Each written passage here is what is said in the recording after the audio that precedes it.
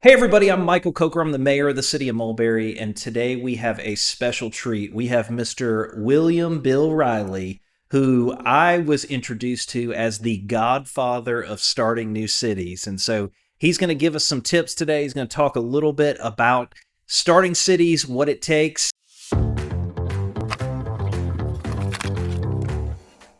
So first off, Mr. Riley, thank you for being here. I appreciate you.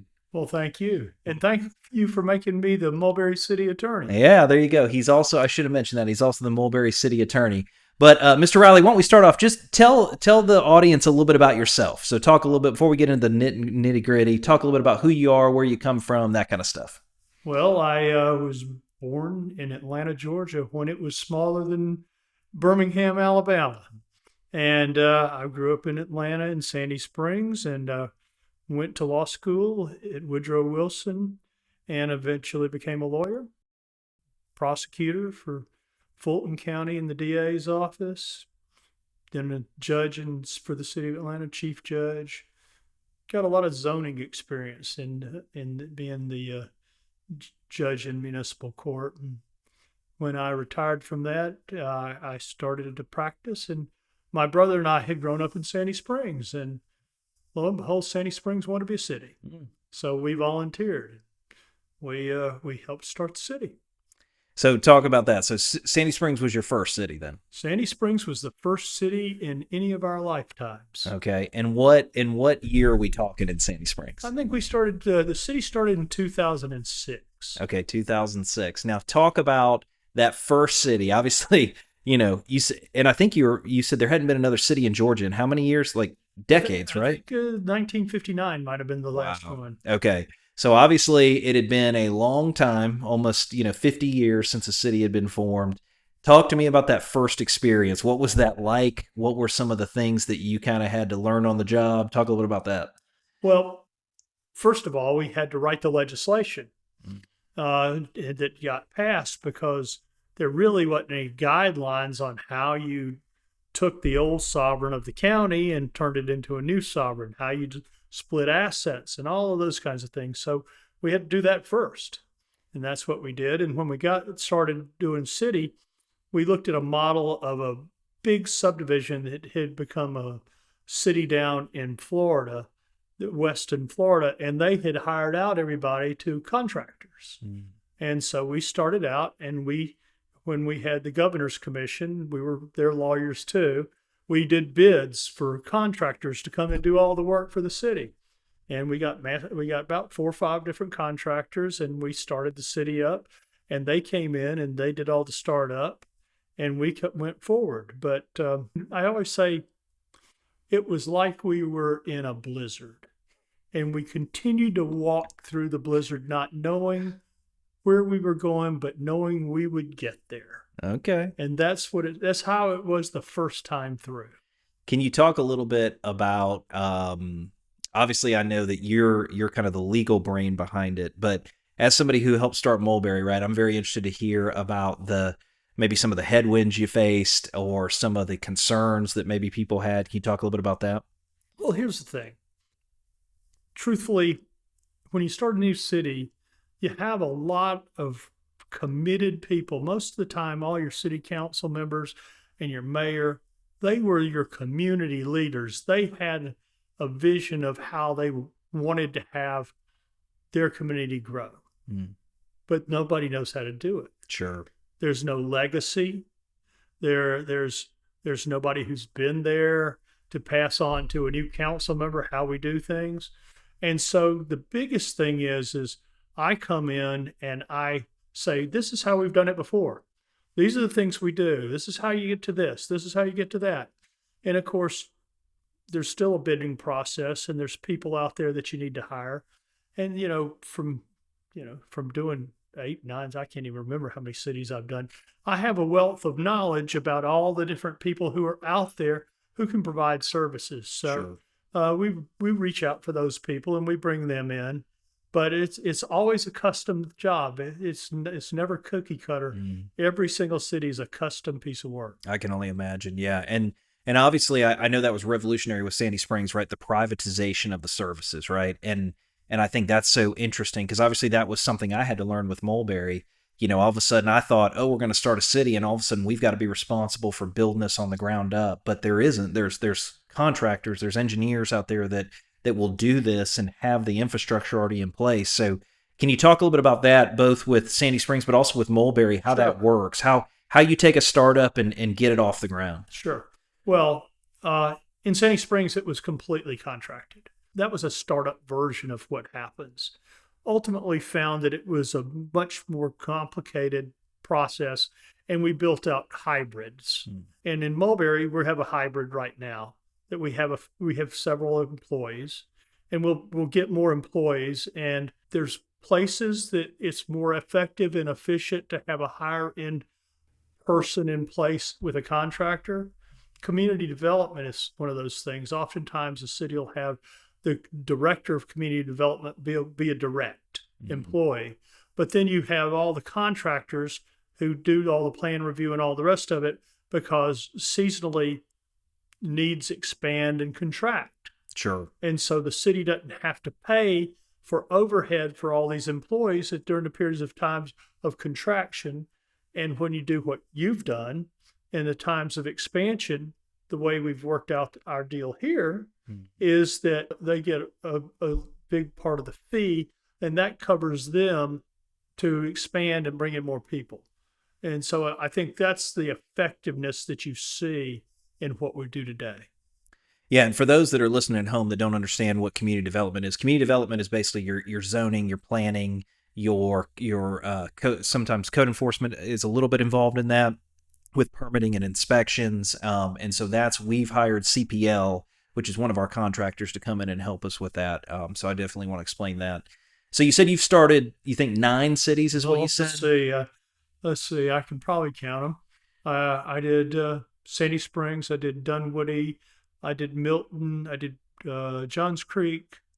I did Peachtree Corners. I did Brookhaven. I did Chattahoochee Hill Country. I think that's it. Okay. So that's a pretty exhaustive or nice list. And Mulberry. Don't forget Mulberry. Well, Mulberry's my baby. I know. We are the new kid on the block, that's for sure. But so talk a little bit about, you mentioned that each one's its own animal, right? Right. That they're all different. Can you elaborate a little bit more about that? Like, how is Mulberry different from Brookhaven different from Milton? Just kind of talk generally how you've had to craft each of these cities a little bit differently. Well, as I said, when we all started this, nobody knew how to do it. And there were really not a lot of contractors that you could hire back then. It became a cottage industry as we started more and more cities. More and more people or entities wanted to come in, they wanted to bid. So, when we started, you probably had one entity you could get for community development. Today, there are 4 or 5 that you can pick from. Okay. But the differences really are, for instance, a major difference is in the millage rates. In Fulton County, where we had started several cities, they had a service delivery strategy. They had a special service district that had a millage rate. So all of that incorporated parts of the county paid the millage rate for the special service district. But it was inherently unequal. And so all those cities, they got a millage rate that was transferred from the county. So I can't remember exactly. Maybe it was 4.9 or something like that mills, but they were already paying it in. But here's the interesting thing, especially in Fulton County. Okay. And it would go to over here for some of the special millage rates we pay over here too. The year before Sandy Springs started, the area of Sandy Springs got $23 billion worth of county services for the money they paid in the special service district. We took that special service district money and the other monies that the county was collecting from Sandy Springs. Our budget for the first year, $88 million. Oh, wow. Wow. So they were taking $65 million out of the city of Sandy Springs, and that they weren't giving back. That's crazy. Well, but it just, when you have your own money, you can do more with it. Sure. Yeah, and I get that. I mean, I certainly, I mean, that's a large amount of money to be, going elsewhere in the county for sure. Tell me a little bit about, so obviously, I mentioned at the beginning, I think you forgot Peachtree Corners is another one you've done. Peachtree Corners. So Mayor Mike Mason, when he was talking to me about starting Mulberry, and he was very kind to me. I said this at our intro. I said he called you the godfather of starting cities, and he said you got to talk to Bill Riley. You got to talk to Bill Riley. And so obviously, it was a huge asset for me. So I appreciate you because to be there. But what I don't think people understand is sometimes cities don't get passed and they don't go forward. And so you help on cities and you advise people on cities, and sometimes maybe the voters say no or they don't happen. So can you talk a little bit about that? Maybe some of the cities that you worked on that maybe ultimately did not end up going forward. Sure. I represented all three of those cities that tried to pass in Cobb County, East Cobb and Lost Mountain and Vinings. I did the city up in South Forsyth. I represented a group of people who wanted to have a new city outside of Savannah called the Islands. I represented St. Simons and East Sea Island when they wanted to go forward and have a city. But a lot of times that there is an impediment, sometimes created purposely and sometimes not. I think that there are a lot of people in Cobb County that would sort of rue the day that they didn't vote for it the first time, and they may not get, hopefully if they want, they'll get another chance. Sharon Springs up in South Forsyth, there was a poll done, and most times it's 50% plus one, and you get your city. Sure. Well, the powers that be wanted to make it a supermajority. Well, the poll said that the most that you were going to get voted for the city was about 56%. So the legislature made it 57% to pass to get your city. Wow. They got 56%. Wow. So, I mean, sometimes it's construed that way. Mm-hmm. Down in Sea Island and St. Simons, it was a Republican county, but the Republicans were in Brunswick, and they said, "You'll kill my tax base. You can't have a city." So they didn't get their city either. So those are the kinds of things that you get. But speaking of Mike Mason, if we can go back just a minute, that is probably the most similar city to Mulberry there is, because they don't have a millage rate either. Okay. And so the things that you do to work to make sure that you have income streams is that one of the things is it is building good commercial development. One of the ways that they did was they had a old business park that was way underperforming. Okay. And so they went in and did higher end economic development, both in retail and in commercial space that drove income through occupation tax certificates and that kind of thing to drive up some of some of the monies for the city. At the same time, that doing a high-end development was one of the kinds of things that they wanted, because they didn't have the kind of services that matched the income levels of the citizens. And I think we're sort of in the same place in Mulberry. So, one of the ways that if you do development in a thoughtful way, you drive more cash flow into the city, because they're paying a little percentage of whatever they make back to the city. And at the same time, you develop it where your citizens are getting a much higher quality of services and choices. Yeah, I agree with that. And obviously we did, as a city, we got the pleasure of going to Milton to do a little bit of a retreat for the city council once we were initially first elected. And I think they've done a similar thing, right? I mean, their city center, their area is just beautiful. It's very equestrian feel to it. And you can tell it's got the fingerprint of that city on it, right? It's not somebody else who came in and said, we're going to put this here and here and here. They've really through strategy and through planning. They've really done a great job to bring in some of that commercial development, but really weave it into the environment of the area. So I agree with you on that. And Peachtree Corners has done a great job as well, with some of their city centers too. Well, if you look at where they built their big field there, originally before it was a city, it had been zoned for 600 and I don't know 615 maybe up to 690 garden style apartments. Wow! Right there on their biggest piece of property across from their commercial center. It was going to do terrible things to the school system.